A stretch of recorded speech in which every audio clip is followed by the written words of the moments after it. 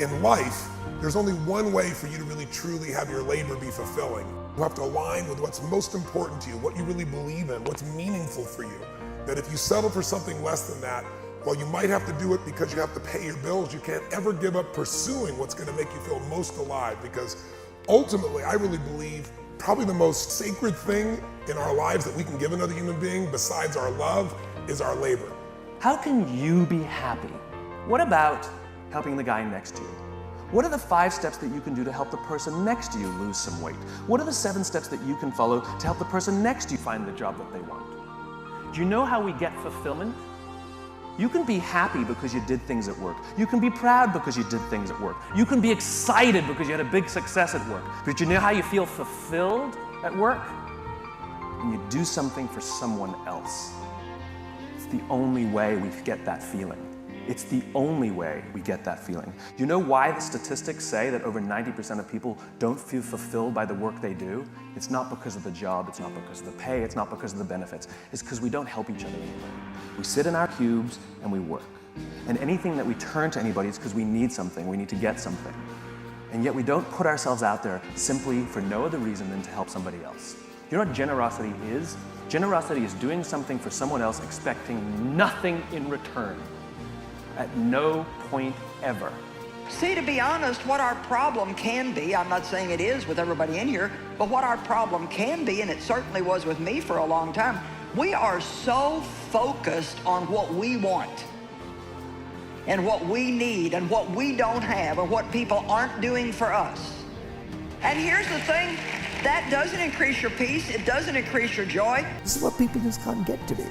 So much about getting the numbers, but it's not about finding fulfillment as well. But as long as we're only focused on ourselves, we'll get stuck. When you take time to serve, you bring that elderly neighbor food each week. You clean up at the office even though you didn't make the mess. You mentor that young man that doesn't have a father. When you serve others, a new level of favor is released. We think we have to work our way to the top. The truth is, you can serve your way to the top.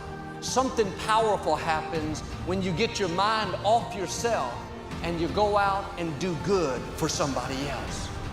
Are you serving anyone besides you?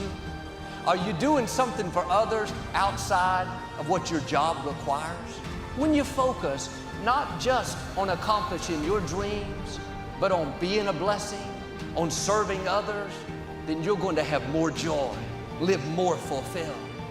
And the reason some people are not happy is all they think about is themselves. My dreams, my goals, my problems, my family. I say this respectfully, you need to take a break from you. It's not healthy to have you on your mind all the time. Take a break from what's bothering you. Take a break from what you want, from what you're believing for, and go be good to somebody else. When you serve others, that's a seed you're sowing. But if you're not getting any good breaks, you need to ask yourself, am I giving any good breaks? Am I showing people favor? Am I just doing what's required, or am I going the extra mile and serving? To me, what really matters is service. I want to serve people. I want to help people. I want to try and make a difference, not that I can, by sharing what I've learned, try and make a little tiny difference in the lives of people. Because people are just going through so much. They're going to hell in their lives. So much suffering, so much pain, so much agony, so much anguish. And we could be agents of change. We could be instruments of change, to be able to bring a smile on somebody's face, to be able to help them find their purpose, to be able to help them find their space of peace and calm.